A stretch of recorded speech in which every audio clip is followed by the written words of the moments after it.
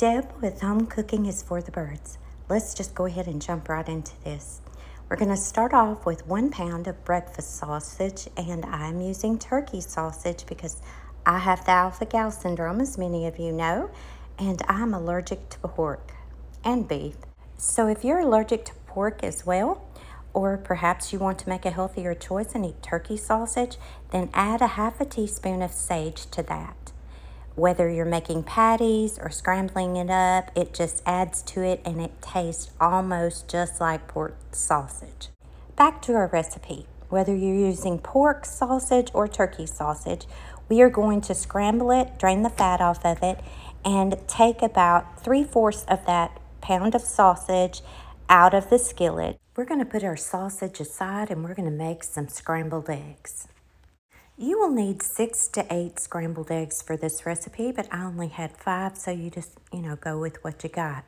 And I just added a little salt and pepper and just a little bit of milk to this. I like to do that to keep my eggs soft. But adding that milk is optional. You do you. And then I'm going to pour that in the skillet. Now, we don't want to cook these eggs till they're totally done, because we're going to put this in the oven later and they will cook some more. Now we're ready to assemble. We're going to start off with a tortilla. Go ahead and put that in the microwave for about 5 to 10 seconds to soften it up. It's easier to work with. Put some eggs on there, then a couple of tablespoons of sausage, and then we're going to top that with some cheese. And I always buy real cheese at our house. And I find that the slices work great for this, but you can always use shredded cheese as well. And I would suggest you would need a cup of shredded cheese at least. Then we are just going to fold this, just like that. You will need to oil an 8x11 baking dish. Make sure you oil it, and then we're just going to place these right in that baking dish.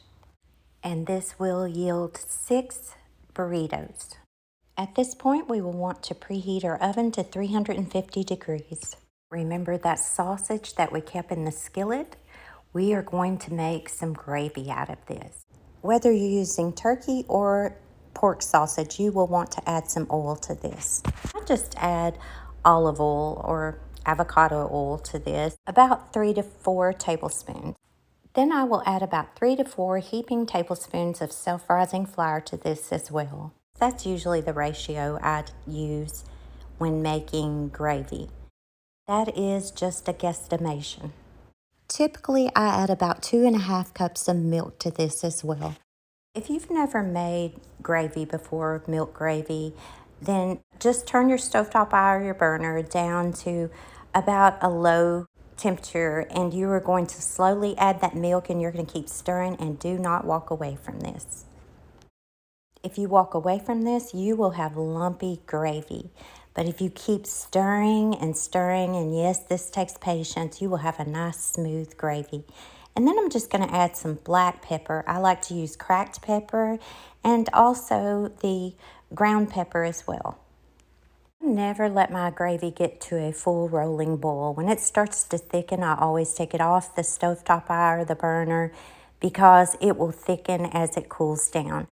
With this recipe, you really don't have to worry about it thickening anyways, because you're just going to pour that right on top of those burritos, and we are going to put this in the oven, so it's going to thicken in the oven.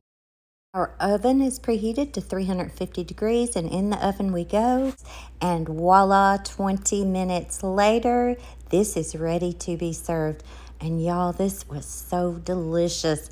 And it was even good the next day. I had one for breakfast. You can top this with anything you would like. I chose chives and fresh cherry tomatoes.